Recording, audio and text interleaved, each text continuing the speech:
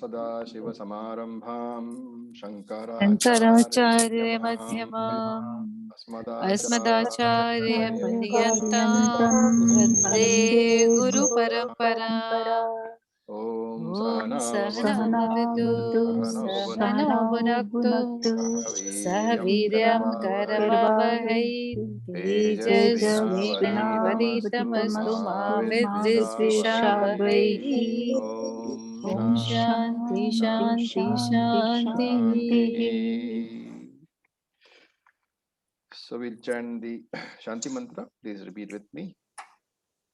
Om Bhadram Karuneभिः शृणुयाम देवाः भद्रं पश्येम अक्षभिर्यजत्राः स्थिरैरङ्गैः स्तुष्टुवागुंसस्तनूभिः व्यशेम देवहितं यदायुः स्वस्ति न इन्द्रो वृद्धश्रवाः स्वस्ति नः पूषा विश्ववेदाः स्वस्ति नस्तार्क्ष्यो अरिष्ठनेमिः स्वस्ति नो बृहस्पतिर्दधातु ॐ ॐ शान्ति शान्ति शान्ति शान्ति शान्तिः.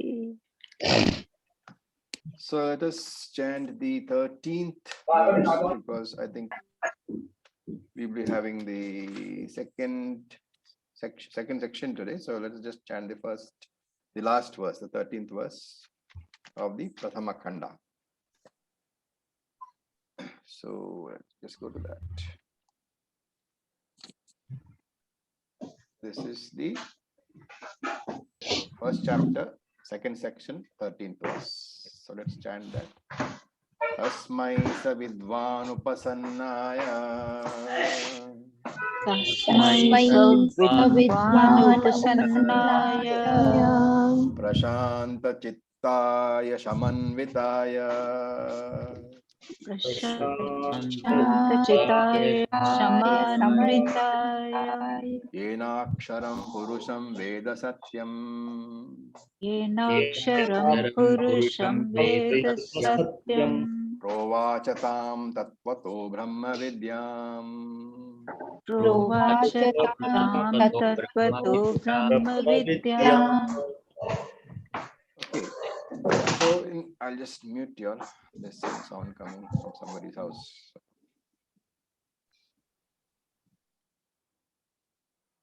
All right, so we talked in the last class, in the last mantra, about going to the Guru and what type of a Guru he must be. He should be Brahmanishtha and Shrotriyam, because only such a person can communicate. And what will this Guru do? This is going to be said in this particular sloka. So, Tasmai, to him, to whom? To that student who had approached. Tasmai, sa vidvan, that vidvan, that Guru. And upasannaya, you have to connect to Tasmai.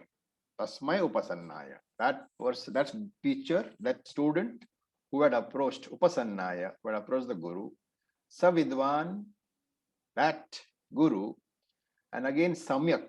Samyak is again adjective to upasannaya, approached. That student who had approached in a proper manner. So tasmai upasannaya samyak. He had approached the Guru in a proper manner. And what sort of student was he? Prashanta chittaya, with a peaceful mind. Samanvitaya, with senses controlled. And yena. So yena now is being connected to what? To the Guru who is giving the teaching.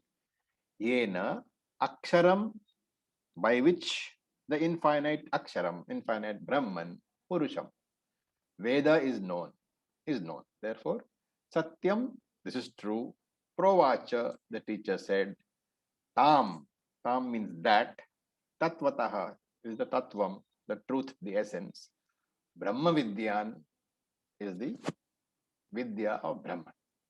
So in English, to that student who had approached him in a proper manner And the student was a student whose mind was controlled, whose senses were controlled. To that wise teacher, now this is the advice of the Shruti. So let that wise teacher truly teach. That is, Shruti is giving advice to that student who approaches in a proper manner, whose mind is peaceful, whose senses are subdued. Let that wise teacher teach what? That Brahma Vidya by which the immortal Purusha is known. So in English, it doesn't sound so, effective, but that's the meaning of that particular mantra. Now look at the words. Samyak Upasannaya. Samyak means properly, completing all the formalities required. Samyak Upasannaya, to that student who approaches the Guru properly. And what kind of a student will such a student be? Because he has already got Viveka. Remember the previous verses said Pariksha Lokan. He has examined the karma phalam arising out of all the worldly karmas and decided that this is not what he wants. He wants something beyond that. And therefore, he is a mature student, spiritually hungry. And the student is being described, Prashanta Chittaya, with a peaceful mind. How do you manage the peaceful mind? By managing Ragadvesha. How do you manage Ragadvesha? Through Vairagyam. How do you get Vairagyam? What is the source of Vairagyam?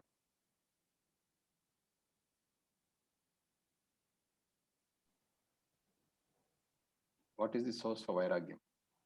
Viveka. Viveka. Right, so never forget, Viveka is the first one. So through Viveka and Vairagyam, he has managed Ragadvesha, and therefore Prashanta Chittaya, he has got a peaceful mind. And Shaman Anvitaya, Shama Anvitaya. Anvitaya means full of or supported by. So Shama Anvitaya means his mind has got Shama also, mind control also. In short, these two words, Prashanta Chittaya, Shamanvitaya, they represent what? Sadhana Chatushtaya Sampannaha. All the Sadgunas, which were talked about in the 13th chapter of the Gita and the 16th chapter of the Gita, all these are being indicated by these two words, Prashanta Chittaya, Shamanvitaya. And therefore, this Acharya, the person who, the teacher whom the student has approached, such a qualified student has approached, Savidvan, that Guru, Tasmai Provacha, will teach him properly. What? Tam Tatvato Brahma Vidyam. Tatvataha, essence, properly, will teach him properly the science of Brahma Vidya. And the Guru has to be able to, when you use the word Tatvataha properly, there are two aspects involved. The teaching itself has to be conveyed, and the communication method has also been transferred. And that's why the word provacha, properly communicated, transferred, yathavat. So Shankara uses somewhere yathavat, as it is, means what? Without any personal interpretations, without any ideas of my own added on to the original teaching, I have to communicate. And this provacha word being very critical, Shankara comments on it in detail. So he says, Provacha is equal to Prabhuyat. Prabhuyat means it is a commandment. And therefore you have to translate this word, Provacha, says Shankara, not as the Guru taught, but as the Guru should teach. So it's a command from Shruti, from the Shastram, to a teacher. What is the command? Whenever such a qualified Shishya comes, you, the Acharya, have no option but to teach. If the Shishya is an Adhikari, Acharya has to teach. And so Shankara therefore says this is a commandment from Shruti itself to the Acharya, that you have to teach. Okay. So this is Vidhi of Shruti. Now there is a note from a sub-commentator. He says, how can Shankara say that Shruti is giving a commandment to this teacher? Because remember, the Guru is what? He's a Jnani, he's a Brahmanistha. So how can Shruti give a commandment to a Brahmanistha? What is the reason for that comment?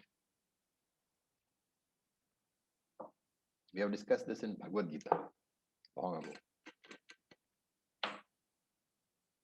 Anybody at all?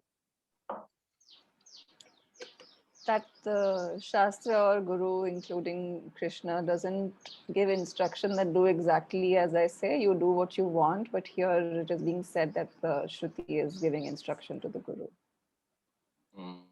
Not really. Anything? Anybody else? For being a role model to the world. No. It's a very subtle point which we have made, at least I have made it several times. You guys may have forgotten.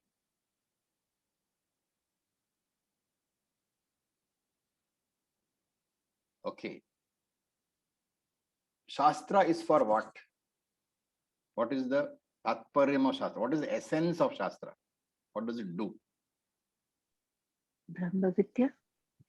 Sorry? Brahma Vidya, Tatparya of Shastra. Brahma Vidya is the means. Okay. What is the result? Moksha. Moksha.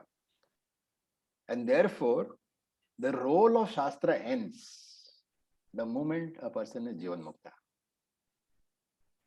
And that is why commentator says, how can this Shankara say that Shruti is giving a commandment? Because he's a Jivan Mukta, this Jnani. He is beyond the reach of Shastra.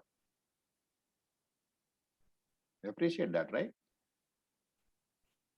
The whole purpose of the teaching is to make you a Jivan Mukta.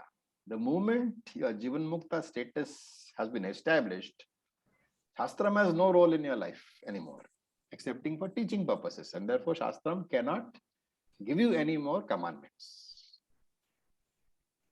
And therefore, commentator says, how can Shankara say this is a commandment? Then he answers that. He says that Shastram need not command. Because when an adhikari comes, the Jnani's compassion will make him teach. There is no need for a command because the Jnani knows that this person is hungering for that knowledge in the same way that he was hungering earlier. And therefore, since he is identified with the whole world, his compassion will make him teach. And therefore, Vidhi is used in the term of Vidhi Abhasa. What is Vidhi Abhasa? As if Vidhi, as if instructions. The usage of the term commandment by Shankara is to indicate that the Jnani will act as if he has been commanded. Though really speaking, there is no commandment necessary at all. Okay. And what does he teach? Yena Aksharam Veda, by which that Shishya will know Akshara Brahman. Okay. And for this word Aksharam, it's a very interesting word. Shankara gives 3 different definitions. And these 3 definitions, of course, it's a bit of a grammatical, connection here. These 3 definitions are connected to 3 different root words. So, dhatu, we call it, right? 3 different dhatus are there. So, the first derivation, Vyutpatti, it is called in Sanskrit, Vyutpatti, the etymology, the derivation of the word. The first one is Aksharanat Aksharam. So, Aksharanat Aksharam means it is from the Kshara Dhatu. Kshara Dhatu means, Shara means to undergo change. Aksharam means that which undergoes no change. So, Aksharanat Aksharam means this Brahman is called Aksharam because it does not undergo any change. And something which does not undergo any change, which of the Shadvikaras are we talking about?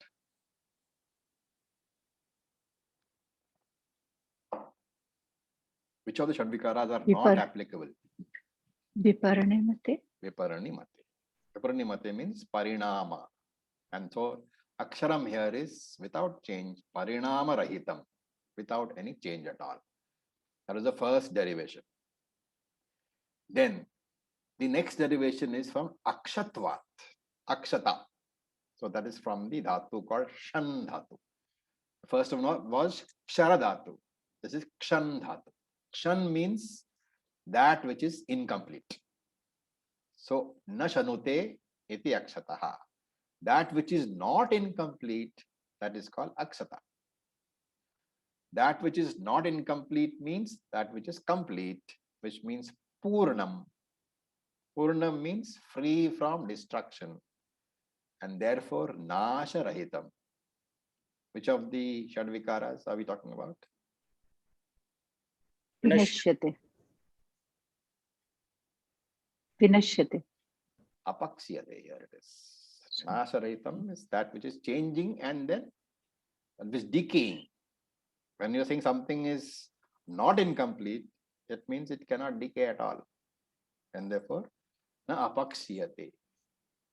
And then the third one is akshayatvat, that is kshi dhatu. So three different dhatu, kshara dhatu, kshan dhatu, and kshi dhatu. Kshi dhatu is to decay. Akshaya, that which does not decay, that which does not destroy itself. So you have three different words, three different dhatus, kshara dhatu, kshan dhatu, and kshi dhatu. In short, if you combine them all, you can simply say avyayam, that which is not subject to any sort of change at all, nirvikaram, shadvikara rahitam, free from all the effects of time and all effects of space. This is called aksharam, free from damage by time and space. And then the next word is satyam. Satyam is what? Trikale tishtati. Where did we see that? Tattva. Satyavada again. So that which does not change in time. Trikale tishtati. And that is why it is the cause of everything. Because it does not change to become the karya. So that's called satyam over here. And purusham. So purusham means that which is complete, limitless. Limitless means nothing is outside it, which is Brahman. So Brahman is often referred to as Purusha. And we might want to know, why is Brahman referred to as Purusha? So Shankara gives two meanings again. One is Purayati Sarvam iti Purnam. Purayati means to fill, to pervade. So that which pervades everything, that is Purnam. That is because it is there everywhere, pervades everything, and therefore it is Purnam. This is a very important definition. Just remember what it means. Purayati Sarvam, that which pervades everything. And the second definition is Puri Shayanat. Puri means in the body, Shayanam means sleeping.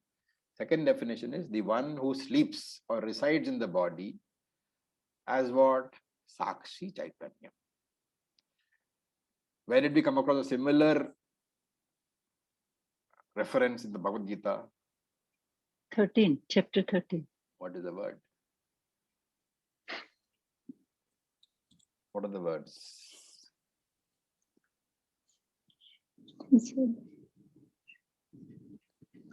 Navadvare, Puredehi. Navadvare, Puredehi. So in That the is Puri, chapter that's 2. not chapter 13, yeah. Which is That is chapter 2. no, it's not chapter 2. Sorry, 5. It's okay. Is it 5? It's Sorry, okay. We leave it it's blindly. fine. So the thing is, Puri is the body. Now, the point here is there are two definitions which Shankara gives. One is that which pervades all, everything, and one is that which resides in the body. Why are there two definitions? Can you guess? Because Brahman is the same. So we can say Murti and Samashti and Vyashti. Yes. So, Samashti and Vyashti. better words. So one which is all pervading, that is everything and every uh, living or non-be living, everything. That is samashti.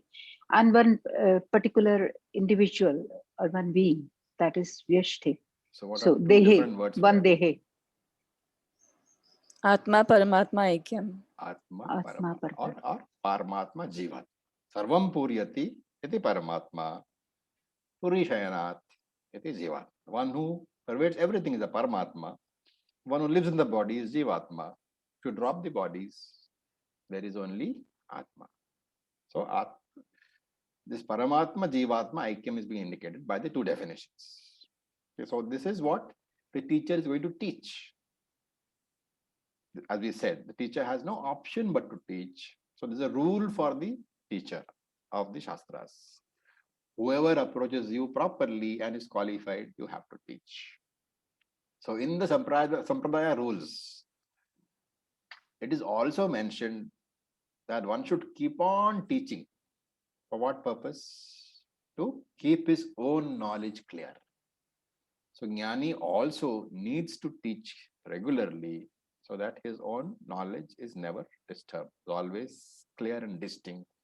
And this sadhana is called Brahma Abhyasa, teaching the Shastra. So with this, the Prathama Mundaka, Dvitiya Khandaha has been completed. Any questions? Om Acharya, what is it called? Jnana Adhyasa? Brahma Abhyasa. Abhyasa. Okay. So essentially, it is Nididhyasana. Yes. Because as you teach your own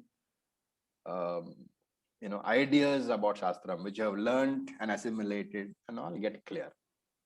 Okay, now you may be a Brahmanistha, but if you want to teach, you need to keep your teaching abilities honed. It has to be sharply kept. That's why we say the teacher, if you want to teach, you must keep on teaching regularly. Nididhyasanam is for getting Brahmanistha, for getting your Brahmanistha. But even if you're Brahmanistha, if you don't want to teach, it is fine. If you want to teach, you need to keep on teaching. So that is why Shastra says you should teach. Because without that, how can you be a teacher? If you forget the Sampradaya, how to teach? And we mentioned earlier, when you say Sampradaya, it means a methodology of teaching, Shastra. What was that? Shastra has two clearly different subjects. Though ultimately it's the same, but for teaching purposes, what are they? Anatma and Atma, right? Now to teach Anatma, there is a method. It's called Anvaya Vyatirekha. You guys are familiar with that? Anvaya Vyatirekha. We have used it several times. What is Anvaya Vyatirekha? It is a positive statement that enforces an idea, and it is a negative. Anvaya is the positive idea statement, and then Vyatireka is a negative statement that reinforces the same idea.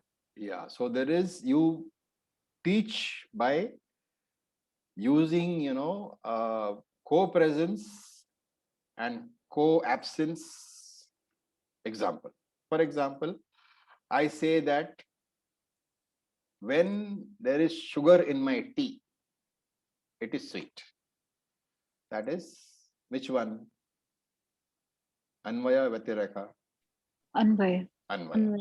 Then I say that when there is no sugar in my tea, it is not sweet. That is Vyatireka. The first one is co-presence. Sugar is there in the tea. Co-presence. Therefore, it is sweet. Next one is sugar is not there in the tea. Vyatireka. Therefore, it is not sweet. What is the conclusion?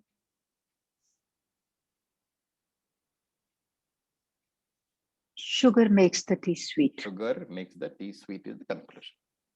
Okay. So similarly for Anatma, Atma, what is the thing? When the subtle body is present in the physical body has life. Anvaya. Subtle body is not present in the physical body. The physical body does not have life. Vyatireka. So It is a subtle body which is necessary to give the physical body life. So this method is used for teaching anatma. What about atma? What is the method used? We say only jnanam gives moksha, and then we say no other means give moksha. No, we discussed this last class. We use two Adhyar- methods. Adhyaropa, Adhyaropa apavada. apavada. You introduce anatma first because it is easier to understand. Anatma is more, tangible, more visible, can be touched, can be smelt and all that. And we are all familiar with the bodies. Therefore, you introduce anatma as the starting point, and then later on you negate it by saying there is no anatma at all, which leaves you only with the atma. This methodology of teaching is called a sampradaya. Okay, so this has to be remembered. Sampradaya, whenever we use the term, we say teaching methodology. We should know that this is the particular method, because we see a lot of books which talk about sampradaya, but there's a lot of confusion which exists about what is sampradaya and what is parampara. A lot of people mix the two words. Parampara is sampradaya. It is not. Parampara is the lineage. Sampradaya is the teaching skill, the teaching methodology, a particular prakriya which you use. Adhyasa, apavada, prakriya, that is called sampradaya. Okay. Om Acharya. Yeah. So Anvaya Vyatireka we used to teach what? Anatma. Same, both the things same. No, I if mean, you're teaching only anatma, you will use anvaya vyatireka. Okay. When you're coming to the final thing, when you're going to say that, there really is nothing but atma, then you have to use this adhyaropa apavada. Apavada is the last step. It negates the adhyaropa which you have done. Okay. Okay. So during the Upanishad class, we'll have a little bit more discussion on this. And as we go through, it become clearer. This is something which we didn't discuss too much so far. Okay. If you have no questions, we can move on to the second chapter. Shall we? All right. Yes. So please look up a book of yours, the text which I sent you. We will just chant.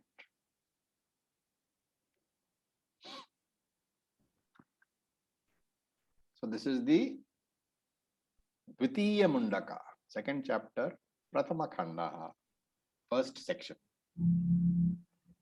Tadetat satyam yatha sudiptat pavakad. तदेतत् सत्यं यथा Sudiptat Pavakad. Visfulinga sahasrasha prabhavante sarupaha. विश्वलिङ्गा सहस्रश Prabhavante Sarupaha. Tata aksharat vividha somya bhavaha. Tata अक्षराद् Aksharat Vedha Somya Bhavaha. Prajayante tatra chaivapi yanti. Prajayante तत्र Chaivapi Yanti. Divyo yamurtah purushaha. दिव्यो ह्यमूर्तः पुरुषः Abhahyabhyantaro yajaha. अबाह्याभ्यन्तरो Aprano yamana shubraha. अप्राणो Yaksharat paratah paraha.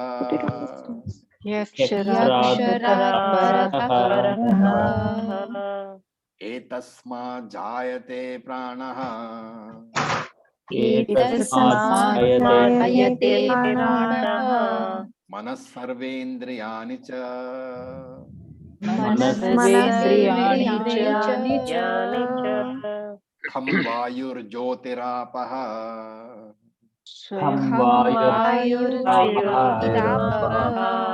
Prithvi vishwasya dharini. पृथिवी विश्वधारिणी अग्निर्मूर्धा चक्षुषी चन्द्रसूर्योः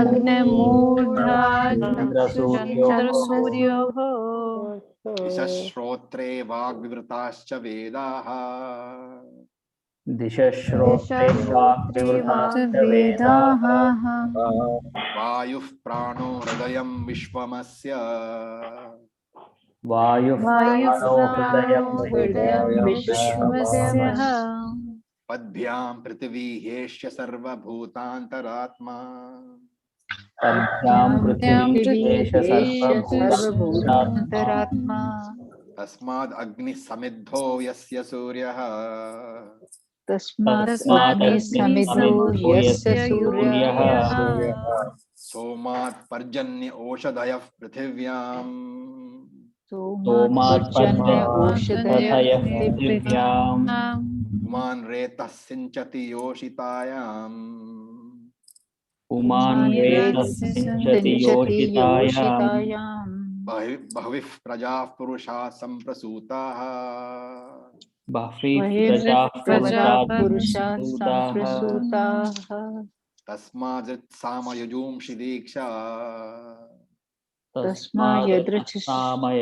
यजुंषि दीक्षा यज्ञाश्च सर्वे कृतवो दक्षिणाश्च यज्ञाश्च सर्वे क्रतवो दक्षिणाश्च संवत्सरश्च यजमानश्च लोकाः संवत्सरश्च यजमानश्च लोकाः सोमो यत्र पवते यत्र सूर्यः सोमो यत्र पवते यत्र सूर्यः तस्माच्च देवा बहुधा सम्प्रसूताः तस्माच्च देवा बहुधा सम्प्रसूताः साध्या मनुष्याः पशवो व्यायांसि साध्या मनुष्याः पशवो वयांसि प्राणापानो व्रीहियवौ तपश्च प्राणापानो व्रीहियवौ तपश्च प्राणापानो व्रीहियवौ तपश्च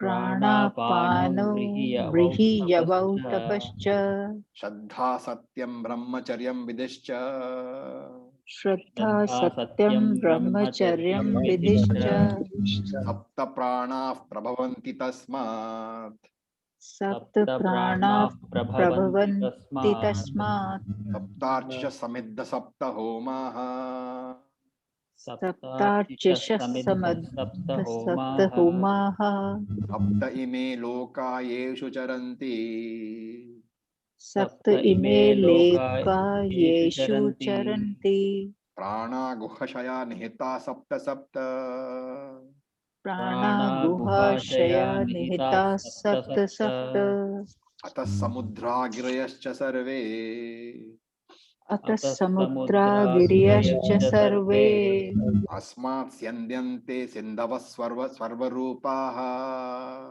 अस्मात् स्यन्दन्ते सिन्धवः सर्वरूपाः अतश्च सर्वा ओषधयो रसश्च अतश्च सर्वा ओषधयो रसश्च येनैष भूतैस्तिष्ठते ह्यन्तरात्मा येनैष भूतैस्तिष्ठते ह्यन्तरात्मा पुरुष एवेदं विश्वं कर्म पुरुष एवेदं विश्वं कर्म तपो ब्रह्म परामृतम् तपो ब्रह्म परामृतम् एतद्यो वेद निहितं गुहायाम् एतद्यो वेदनिहितं गुहायाम् सो विद्या ग्रन्थिं विकरतीह सौम्य सो विद्या ग्रन्थिं विकरतीह सौम्य विकिरतीह सौम्य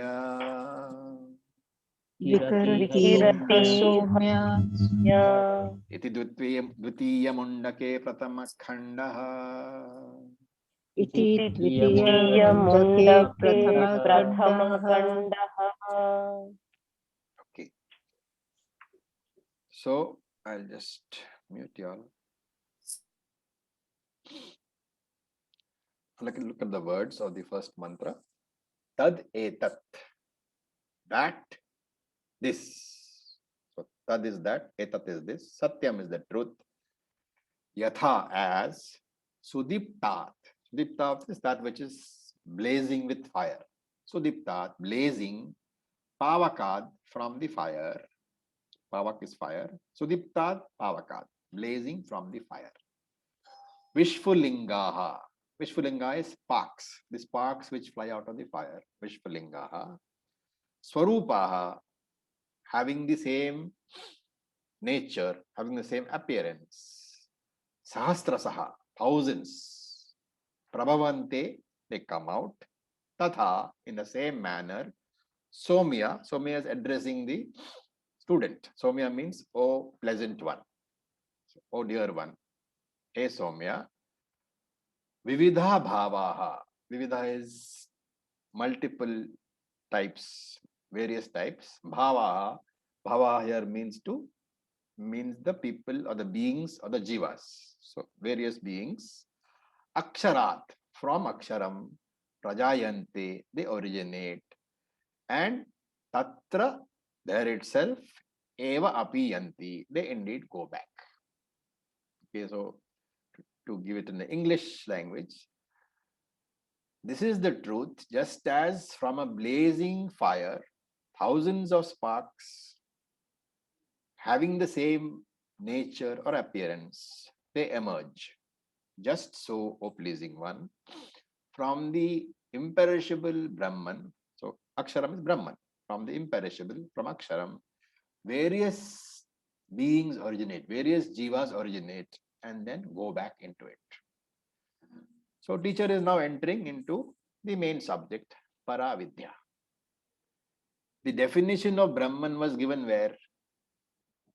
In this, you remember? Where was the definition of Brahman given?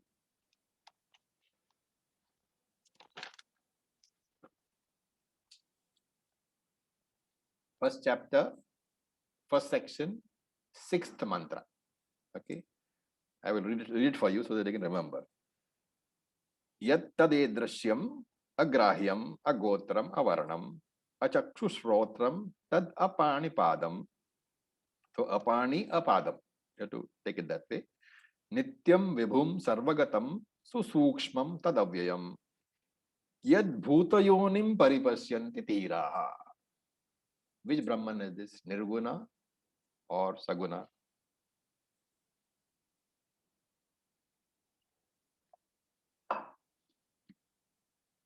The key words are what? Nirguna, that it is adreshyam, agrahyam, agotram. Okay. And yad bhutayonim paripashyanti dhiraha. That's a good. It is the material cause also. It is the womb itself. Okay. So both are being talked about. Right. And now he is defining that. So let us just recall the definition we have been familiar with since the Bhagavad Gita. I hope you remember. There are 5 features of consciousness and of existence. What are they? 5 distinct features we always talk about. What are they?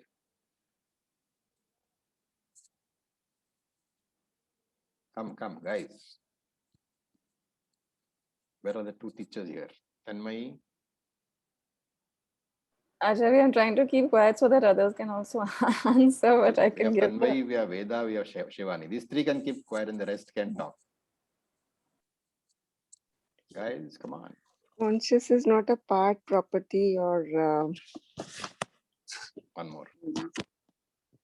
product of the body. Of the body. Pervades the body and enlivens it. Independent principle pervading the body Body, and giving life. Then, life, and it survives even after the body dies. yes, It is not limited by the body, the time, and the space. yes. And even after the body dies, it survives, but the surviving consciousness is not able to. Excellent. Transact. So those are the 5 properties. Okay. Now, in that particular verse, the word used was Bhuta Yoni. Bhuta means living beings, Yoni means the womb. So it meant Jagat Karanam. Okay, now Jagat Karanam is the cause of the universe. Now Karanam, if you remember, has two aspects. Nimitta Karanam, the efficient cause. Upadana Karanam, the material cause. So what does Nimitta Karanam do? The efficient cause, or also called the instrumental cause, it creates the product. And the Upadana Karanam, the material cause, what does it do? The efficient cause is the creator of the product. The material cause Provides the material. means Anatma. it becomes the product. Material Becomes. cause transforms into the product. Okay. Now remember the differences. The Nimitta Karanam, the efficient cause, it is the creator, it is the instrumental cause, while the Upadana Karanam becomes the very cause. And we give an example where both were one only, and that was the spider. Okay, spider example where the web and the spider were not considered different. The creator and the creation were not considered different. So, Ishvara, the creator, is Nirguna Brahman plus Saguna Maya. Okay. Remember that? Nirguna Brahman plus Saguna Maya. That is Ishvara. So, Nirguna Brahman plus Saguna Maya is Nimitta Karanam plus Upadana Karanam. Efficient cause plus the material cause. When both come together, that is the creator. So now in this section, this is Jnana Yoga section, we are focusing on Brahman as the Upadana Karanam, as the material cause. And we are going to say that Brahman becomes the universe. And therefore, if Brahman becomes the universe, we are interacting with the universe all the time. And therefore, we should be able to appreciate that every interaction with the universe that we have is nothing but interaction with Brahman alone. And that is why we say Brahma Arpanam, Brahma Avihi. So normally, when the material cause changes into a product, the cause is either destroyed or modified. Right? Do you agree? When the material cause becomes the product, the material cause itself is either modified or it is destroyed. Do you agree with the statement? Yes. Yes. Can you give an example?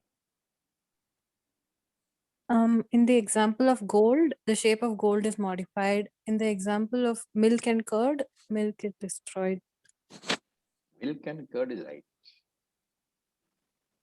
Milk disappears and curd appears. So milk has been destroyed and curd has been created. So the material cause has undergone a change. So this kind of material cause, when it undergoes a change, what is the name for it? We have talked about it before. Parinam. Parinami Upadana Karana. Okay. But in case of Brahman, Brahman does not change or get modified. And therefore, Brahman is called the Vivarta Upadana Vivarta. Karana. These two things also, not just Nimitta Karanam and Upadana Karanam. Upadana Karanam itself has two different, parts of it. One is Parinami and one is Vivarta. So, therefore, Shastra says that the material cause, the Upadana Karanam, can be classified into two.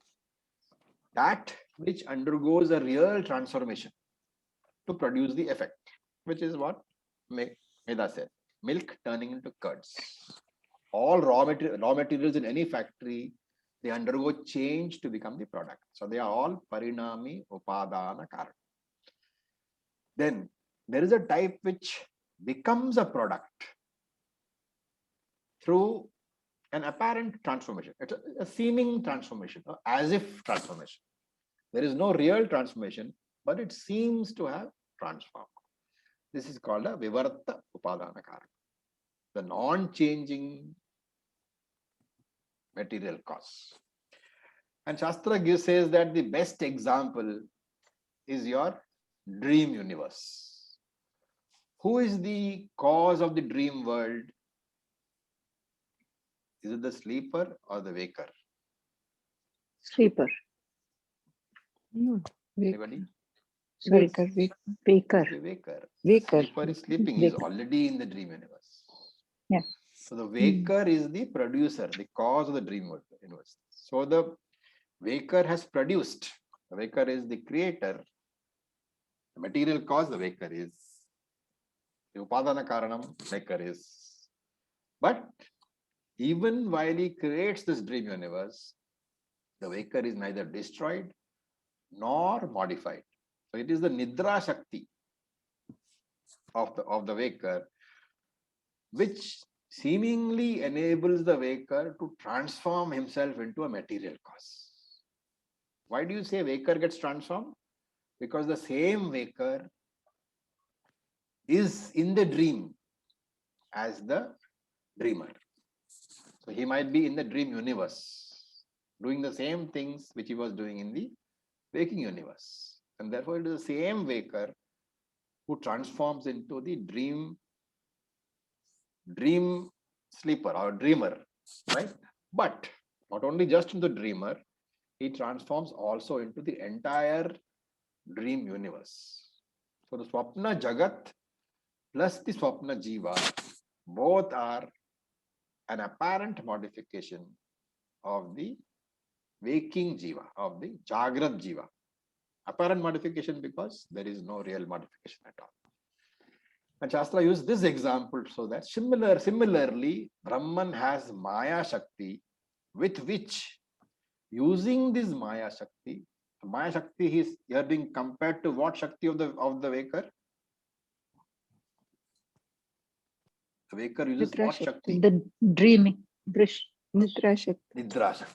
The waker uses the Nidra Shakti to transform himself into to seemingly transform himself into the dream universe. And Brahman uses Maya Shakti to seemingly transform himself as the material cause of this universe. So this universe is said to be Brahman's dream. And Vedanta helps you to wake up. So now look at the words. Tadetat Satyam. That Brahman, which is referred to in the first 1.1.6, is being talked about. And here, why is the word Satyam used? So Shankara says that whenever you use the word Satyam, there are two clear meanings. One is in relation to the usage with Aparavidya. Aparavidya is what?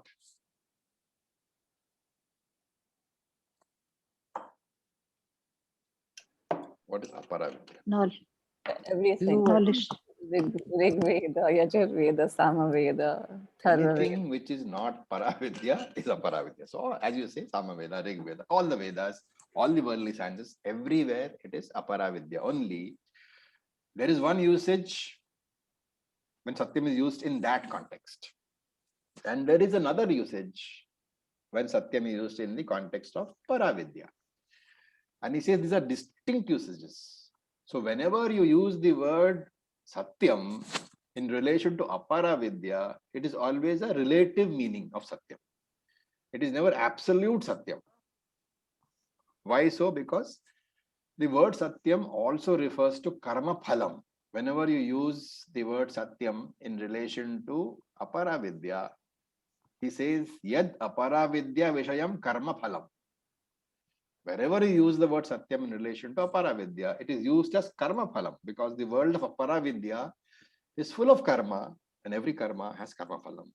And therefore, since karma never fails to produce a Karma Phalam, that is the reason. Karma will never fail to produce Karma Phalam.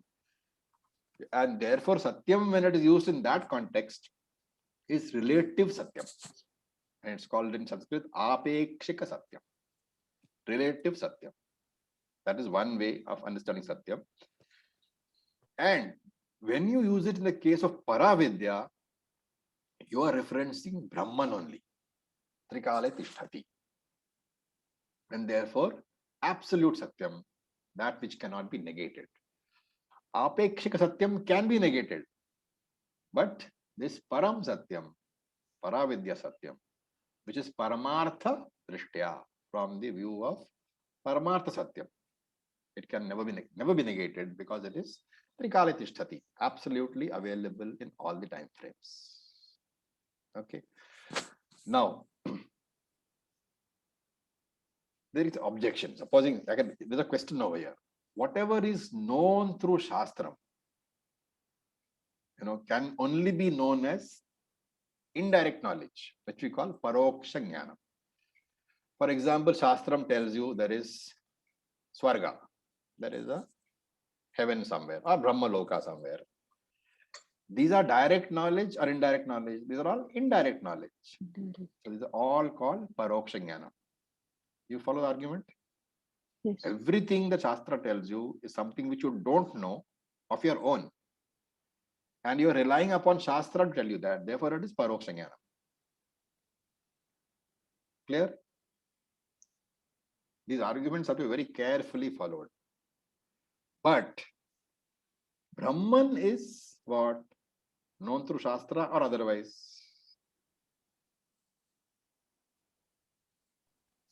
Otherwise, we know it all the time. No. No, I am Brahman. You know you are, but do you know you are Brahman?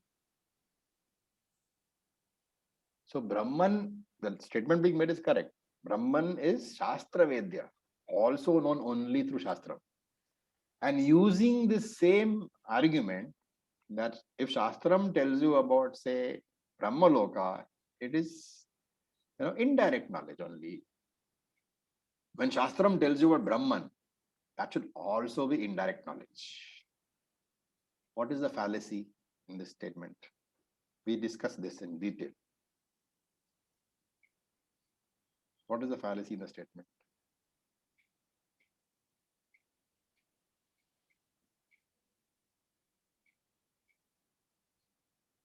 Guys, come on. Everybody can answer, including Tanmay, Meda, Shivani.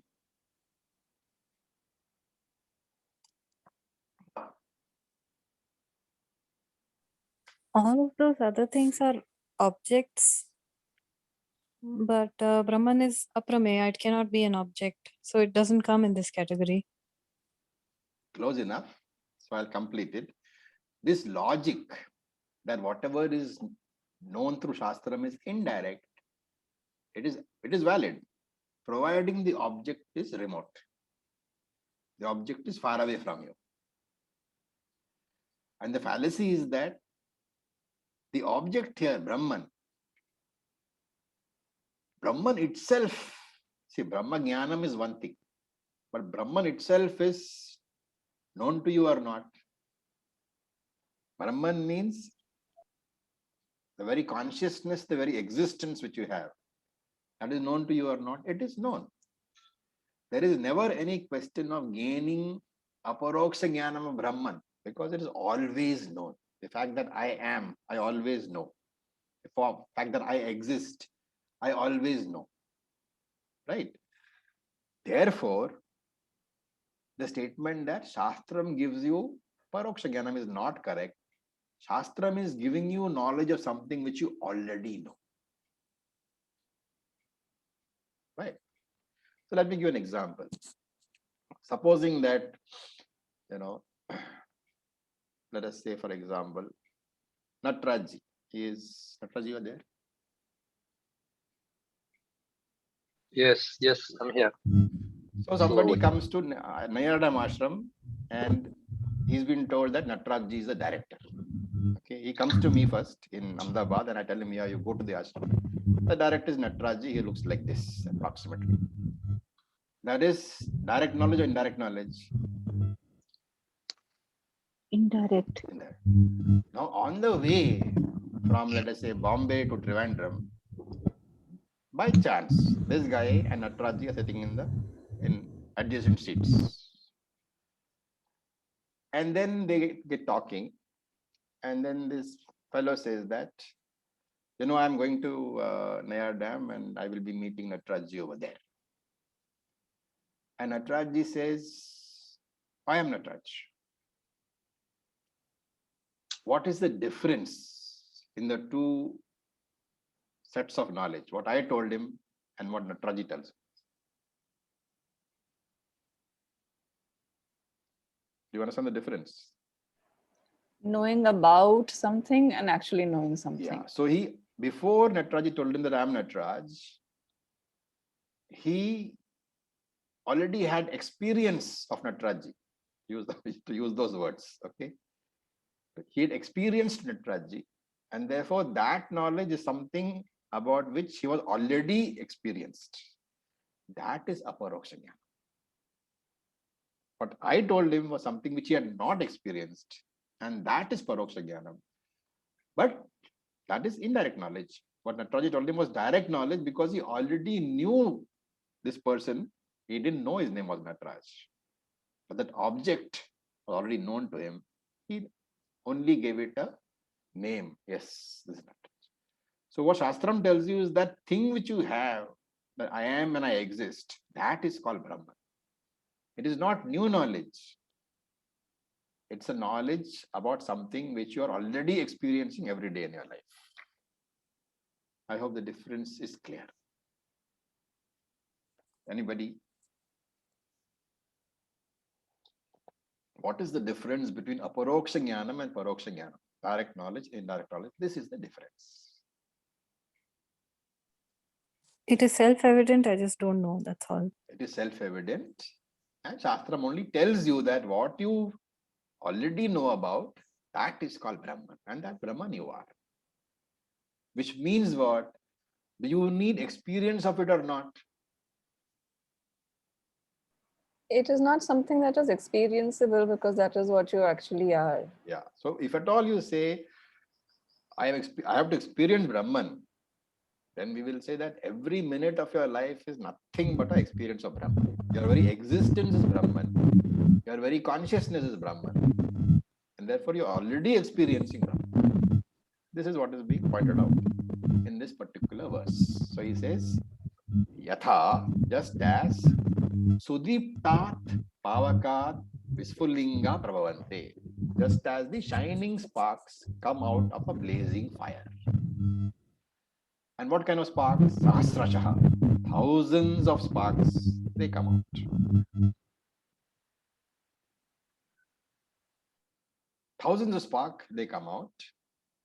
And it's called Pavaka. So Pavaka is a purifier. And the fire is called Pavaka because whatever you put into the fire, it purifies. Fire turns the dirtiest garbage into ash. It turns a dead body into ash. It purifies whatever goes in. And therefore, it's called Pavaka. And Sarupaha. Rupa means form. Sarupa means same form. So what has the same form? This fire, it has the same form as the sparks. So this is Rupa, Swarupa. Sparks have the same nature as the fire. The heat and the light, which are the intrinsic nature of fire, they are also there. The same heat and the same light are present in the sparks also. What is different between the fire and the sparks?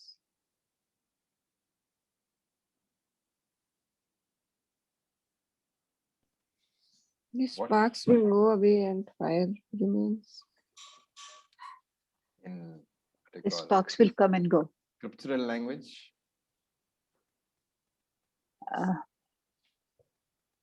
Dependent. The product of Nama, Rupa, Rupa. Upadhi.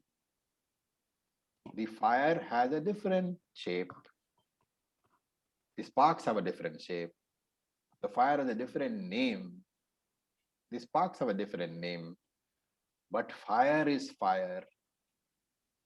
in whichever form it manifests, either as the blazing fire or as the sparkling sparks.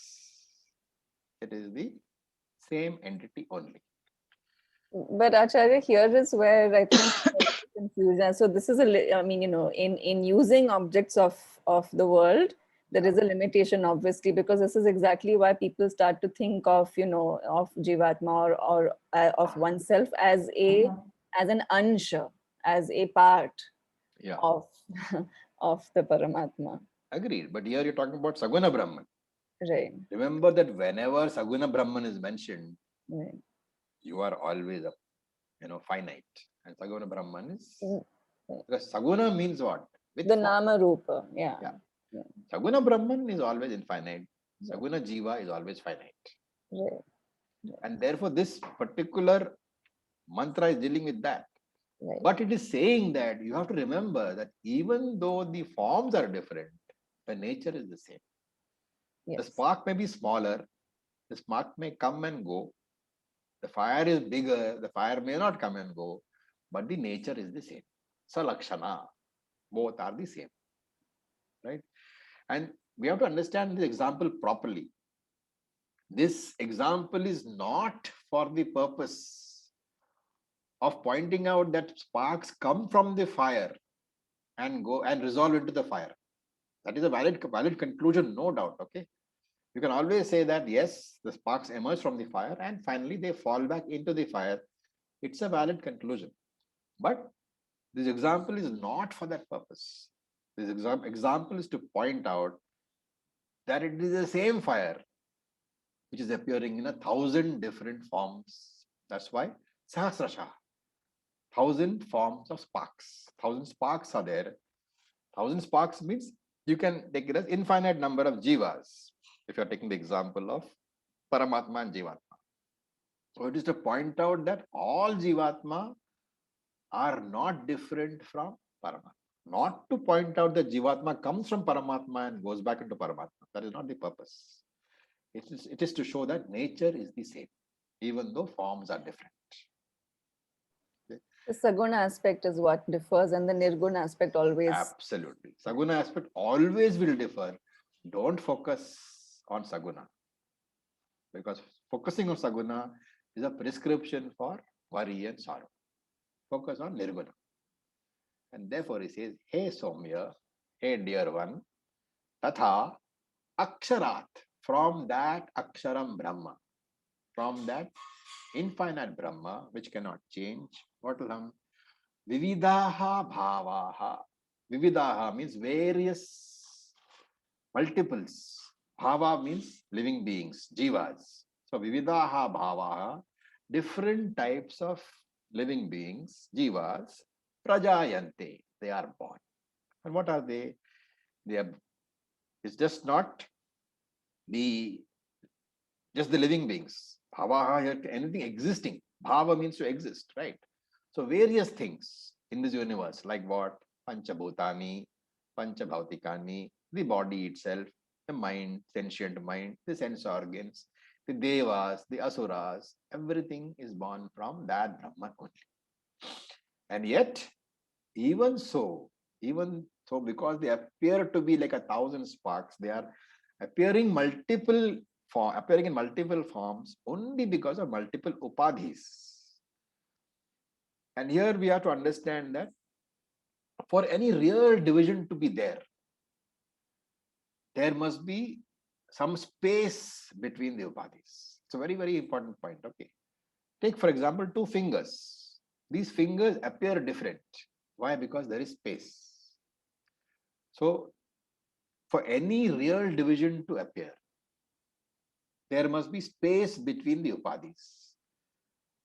But in case of Atma, between the Atma and Upadhi, what is there?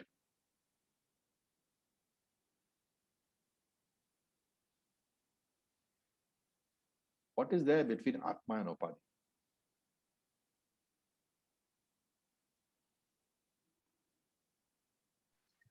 Ignorance, avidya. Avidya, yes. but there is no space. That avidya, that is why seeming difference. If there was space, then it's a real difference. It will not go away. But because the seeming difference is avidya, it's an excellent point. The seeming difference is caused by avidya. Therefore, with vidya, that difference goes away. Now, if you look at it, in between two upadhis, what is there? Atma is there. Within the upadhi, what is there? Atma is there. Outside the upadhi, what is there? Atma is there. In fact, space itself exists in Atman. And therefore, space cannot divide Atman. Right? Therefore, the pot space, a space in a pot, what we call Ghata Akasha, is identical to the whole space. And using that example, the Jiva and the Ishvara, they cannot said to be different, because both Jiva and Ishvara are pervaded by Atma, by Brahman. There between Jiva and Ishvara, there is Brahman. Inside Jiva Ishvara, there is Brahman. Outside Jiva Ishvara, there is Brahman. In fact, Jiva Ishvara are in Brahman. And therefore, where is the question of any division at all? And he says, Tatra cha eva apiyanti. Those sparks, they have come from the fire, they go back to the fire. So coming from the fire, they remain as fire and they resolve into the fire. Now, the question is, the coming, the remaining as fire, and the resolving as fire, does it belong to the fire or does it belong to the upadhi? It belongs to the upadhi. This creation, emerging, maintenance, and destruction, they all belong to upadhi alone. The Ghata Akasha, the pot space, it appears to be created, it appears to remain during the life of the pot, and it appears to get destroyed during the life of the pot. That creation, that maintenance, and that destruction does not belong to the clay. It belongs to the upadhi, the pot, the name and the form. And therefore, really speaking, what he is saying is that jivas are not born out of Brahman. They appear to be born out of Brahman. Why? Because of the appearance and disappearance of the upadhi. Therefore, we say they are born out and go back into Brahman. Right. Again, this fire and the spark example has its limitations. As I pointed out, that there is space between the spark and the fire, and therefore there is a seeming difference. There is an actual difference, not seeming. But in between Jiva and Atma, there is no space. The smallness and bigness of a Jivatma and Paramatma is from the point of view of only the Upadhi.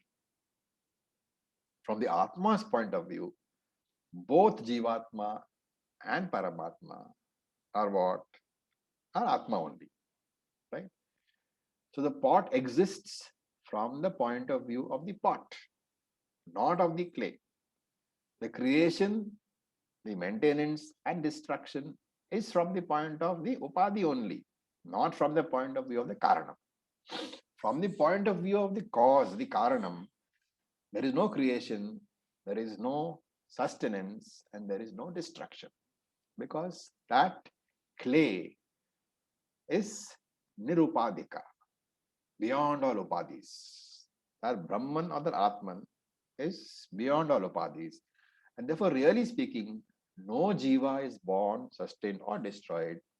Only the upadhis go through these changes. And Shankara explains with the example.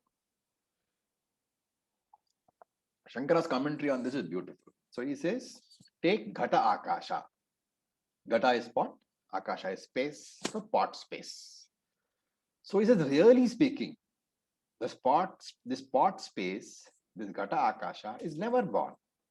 Why? Because Akasha is never born. relatively not born, okay? Because in creation, of course, Akasha is the first element. But we are talking inside creation.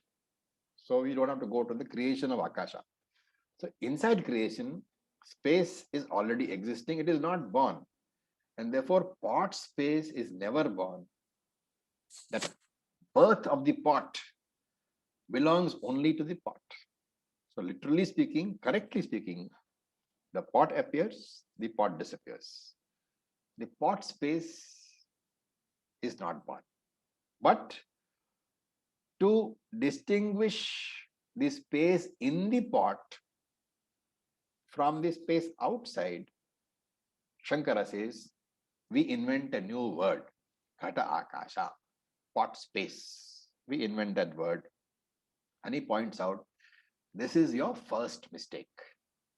And then, since you have invented the pot space, we attribute a birth to the pot space. We say pot space is born. Shankara says, this is your second mistake. How did the second mistake occur? Because you made the mistake of inventing a term pot space, which is not there at all. But because of that first mistake of inventing this new word, Ghata Akasha, now you say Ghata Akasha Utpannaha. The pot space is born. And by saying the pot space is born, you have made a third mistake. What is that mistake? You have given this pot space, this non-existing pot space, you have given it the status of product, karyam. That pot space, which is really not there at all, you have said this is a product. This is error number 3. And because of error number 3, now you talk about total space, Maha Akasha. So you have Ghata Akasha, which in the first place was not there at all. You created it, and therefore you said Ghata Akasha is born, and therefore you said Ghata Akasha is a karyam, a product. And now you say, since it is a product, it must have a karanam also. Every karyam has to have a karanam. This product must have a cause. And you say this cause is the total space. So Maha Akasha is converted into karanam, which is error number 4. Right? This Maha Akasha being karanam is error number 4. 4 errors. All because of what? You assumed that something which is never born is born. Pot space is not there at all. It is never born. It's a non-existing thing. But you assumed it is born by giving it a name of Ghata Akasha. What is the fact? There is only one Akasha.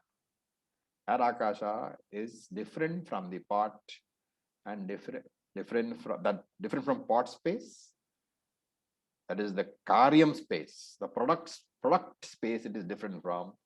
It is different from the cause space also. So karya, karana, vilakshana akasha. That akasha, the real akasha, is neither a product nor a cause. Karya, karana, vilakshanam. What does it say? In the same way, that atma, which is one atma, it is neither a karanam nor is it a karyam. But we divide that Atma into Jivatma, the product, and Paramatma, the cause. Jivatma we say is Karyam, and Paramatma we say is Karanam. But what is the fact? Purnamadav, Purnamidam. And what is the cause of this mistake? Because you say that this body is born. And that birth of the body, you rename it as birth of the Jivatma. So both Jivatma and Paramatma are mythical entities. They are false. There are no two things, Brahman and Upadhi. Upadhi is born from Brahman alone. And therefore, just as the gold necklace, which is born from the gold, is not different from the gold, the Upadhi itself is not different from Brahman. And Jiva is therefore Satyam Brahman, with or without the Upadhi. This is all that is to be known. This is what Shastram says. There is nothing to be known. Sarvam Brahma is all that is to be known. You can call it what you want. Call it Jivatma, it's fine. Call it Paramatma, it's fine. Just remember that Satyam Brahma does not change at all. And that Satyam Brahma you are. Once you remember that, then things are clear to you. You will make no more mistakes. So with this, we'll stop for the day. Any questions? You remember here we are come across, now we are doing a very big jump. What is that jump? From all that we have learned so far, there's a big jump. There is no Atma, Anatma, everything is Atma. This is the Sarvam Apavada Brahma. state. Right. This is Apavada. You are negating everything you have done so far. You have superimposed the world, you have superimposed Jiva, all these things you have done. Now you are saying that is not there at all. And therefore that is Apavada stage. This is the final run up to Jnana. Raviji, about the gold and the gold, which kind of upadana karana will it be?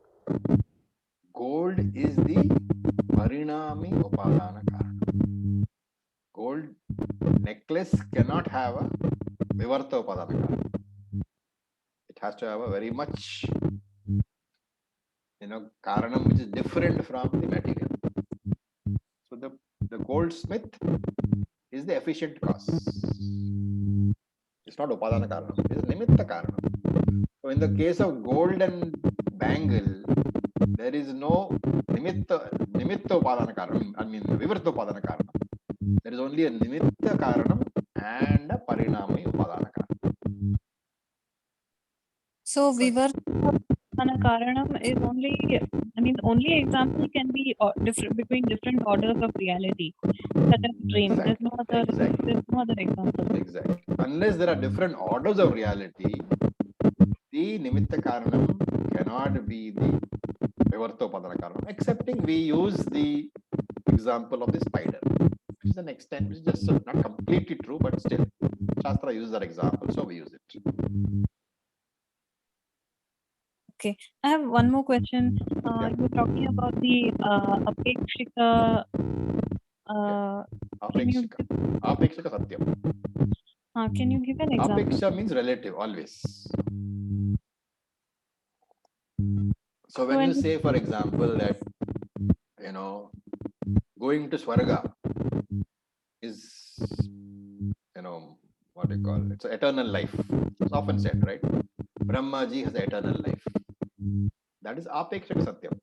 Because it is in relation to the length of the universe, the life of the universe. Universe has a finite life. And Apekshaka means in relation to. Relatively is the right word for Apekshaka. So Brahmaji is relatively infinite as compared to a Jiva's life of 100 years. But it's not really infinite because the universe has got an end also. What about the word? In which context is that being used? Anything which you use in this in your Vyavaharika as infinite, when it does not relate to the Paramarthika, because everything in Vyavaharika is finite. Therefore, things like Hiranyagarbha is infinite, for example. Right? Hiranyagarbha is not infinite. It is infinite in relation to us. Wherever you use something in a relative sense, those words are always apekshika. The literal meaning itself is relative. If I say it's, a very long journey to, let us say, Bangalore, that, and where I can use it when I'm saying I'm journeying from here to the market. That is also a journey. It's 20 kilometers away. But from here to Bangalore is much longer. So, all relative. One is long, but there are journeys which are longer than that also. Anywhere where you can exceed your meaning. If you're saying one is long and you have longer and you have longest, excepting for the longest, all others are in apekshika usage.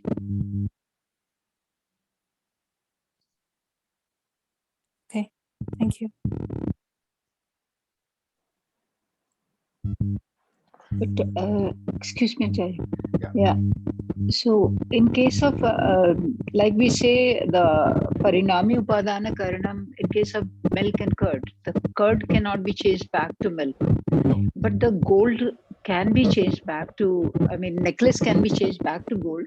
Yes. There is no mean. That's no what you got. There is no real. See, the gold has not changed to become a necklace, Yeah. right? So basic property is same. Gold is basic property is the same. Only the name and form has been added. So will we call it vivarta or parinami? Gold can be called Vivarta Upadanakar. It has not undergone a change. You can of course say that yes, it has undergone a change in shape. So strictly speaking, you know, a catalyst in a chemical reaction, that can be called as Vivarta Upadanakar because it doesn't undergo any change at all. But without the Right. catalyst, the reaction doesn't take place. Mhm. So that kind of relationship you have to see. But in normal terms, you can say gold is Vivarta because gold itself does not change. Remember that the trying to set boundaries, absolute boundaries on any example will always, interfere with a judgment because for everything there is a exception. You can always think of some particular situation where that example will not apply. Actually, this is why I got confused. I thought gold would be Vivarta because the whatever the chemical or molecular composition of gold is gold only. You're But right. yet the Namarupa aspect is changing. The So, Namarupa is changing. so that's why I got confused. Is this a change or not? It is a change. Namarupa is changed. But as Rashmiji says, it can be changed back into the lump of gold. But if you're looking at the physical, the molecular composition, that has not changed. So again, always you look at a particular viewpoint. If you're looking at the molecular composition, then yes, it is Vivarta. If you're looking at the shape, it is Parinami. But normally Parinami is used when the material changes itself or is destroyed. So the other example you gave was correct. The milk into curds.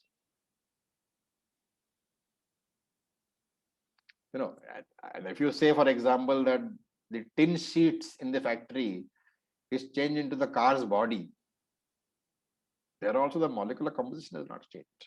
The shape has changed only.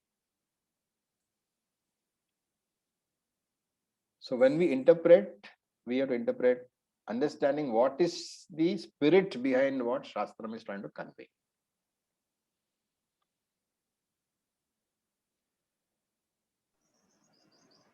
Acharya, so in light of everything that we've just done in this first mantra of this particular the Dvitiya Khanda, the Dvitiya Mundaka. So now the question is,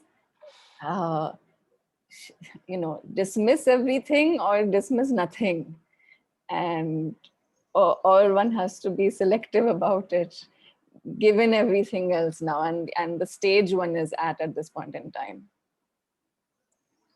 It's a very good question. Do I simply say there's nothing else? So the nothing else viewpoint is from which Satyam point of view? Paramarthik Satyam. Well, there is nothing else at the Paramarthika. There is There only is nothing one. else, right? Right. But the moment you open your mouth to talk, you are in Vyavaharika. You are in Vyavaharika. Yes. And therefore you accept Vyavaharika as being there, but accept it as not being the reality. But also that it is Brahma, right? Everything. It is also Brahman. Right. There is no difference from Brahman. That is why we say Sarvam Brahman. Right. Anything you see, if you can look and figure out that Brahman is there. You remember Drik Dasha Viveka? Were you there for that class? I wasn't there, Acharya, but there's little bits that I think heard later on. So that's what that one beautiful line is there. Yatra yatra manoyati, yes, tatra tatra samadhaya. Yes. Wherever the mind goes, you can see Brahman. If that is achieved, what is left to achieve? So don't dismiss anything. Don't dismiss anything. and yet know what to dismiss at the same time. Yet dismiss, the point of not dismissing anything is to know that that is not the real thing.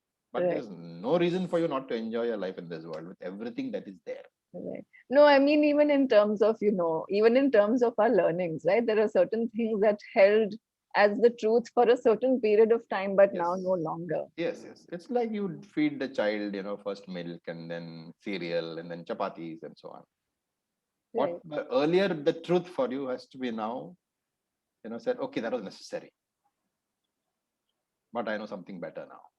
Right. Like the first step of the ladder and the last step of the ladder. In order to understand the absolute, first you have to kind of Right. compartmentalize. That is why the Adhyaropa. Without Adhyaropa, you can never come to the Apavada part. Unless you know what is it that you are negating, you can never negate it. And the Apavada is first. And then you don't negate it also, no? Later on, you don't negate it. You say it's also there, but I don't need to negate. What you are negating, remember, is not the world. Basically, it is so correct that you can't say that it either is or is not. Yeah. World, you cannot say. Yeah. But even when you are doing the Apavada, you should know what you are negating. You are not negating the world, okay? What is it that you're negating? You are negating the Satyatvam of the world. Right. Only the Satyatvam is negated. You are still But experiencing Sarvam the world. Brahma, so it is Satyam. Right? Yes, Sarvam Brahma is Satyam. Right. But the world as an independent reality, you are Correct. negating. Correct. The world as dependent reality, you accept because you are But there. again, independent and dependent, these are also in twos now. So. Yes. So when you come to Mandukya Upanishad, Gaudapada says, what are we talking about? No, Yes. there is no karyam, there is no karanam. Yes. That's why it says Karya Karana Vilakshana Brahman. That Brahman, which is neither a cause nor a product, that is what is Brahman. Right. Oh, okay. Okay. Thank you, Acharya. Okay, guys, any questions? All right, then.